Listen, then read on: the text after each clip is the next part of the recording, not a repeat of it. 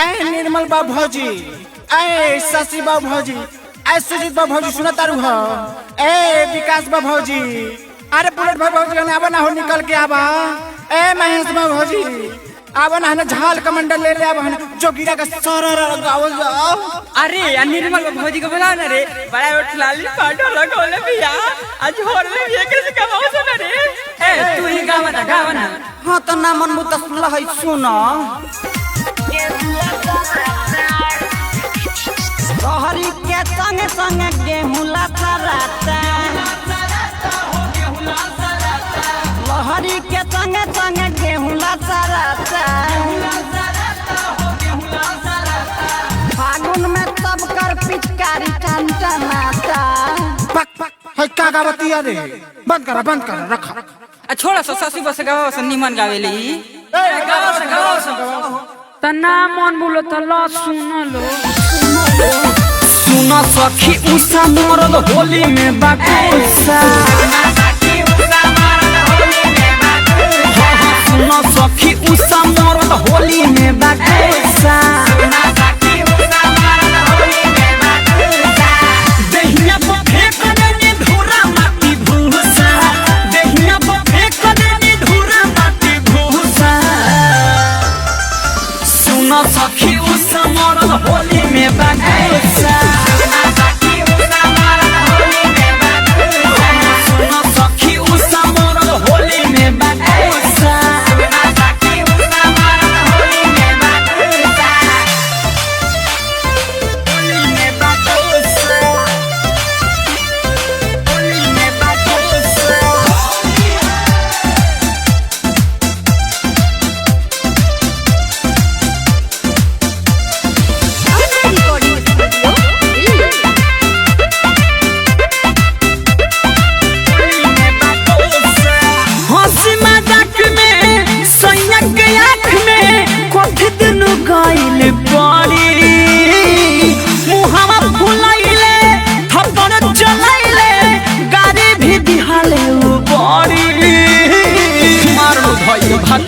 दोगला रे हंसी मजाक में सैया के आँख में कथी दिन गइल पड़ी, मुहावा फुलाइले थप्पड़ चलाइले गाड़ी भी दिहाले उ बड़ी,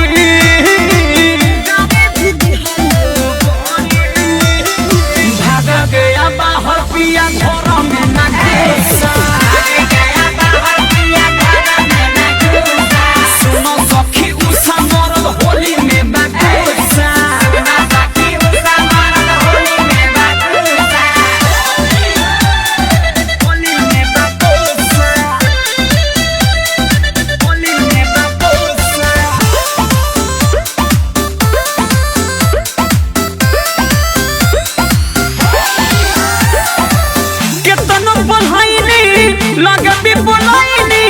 रोगले न तब मोरा गाल के निरामल जो के सीता हो गइल रेस हो, जाके कहब शशि लाल के उनको रहन में सुधार।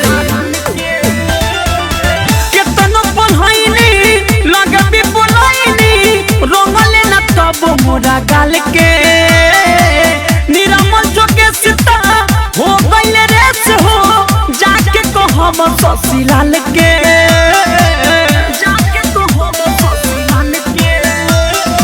उठ के लालाई के मलाई नहीं चूसा, सुनो सखी उषा मरद होली में बाकुसा, दहिया पर फेंक देनी धूरा माटी भूसा, दहिया पर फेंक देनी धूरा माटी भूसा। सुनो सखी उषा मरद होली में बाकुसा, सुनो सखी उषा मरद होली में बाकुसा। का कहीं कर चल अम्बे रिकॉर्डिंग स्टूडियो दिल्ली।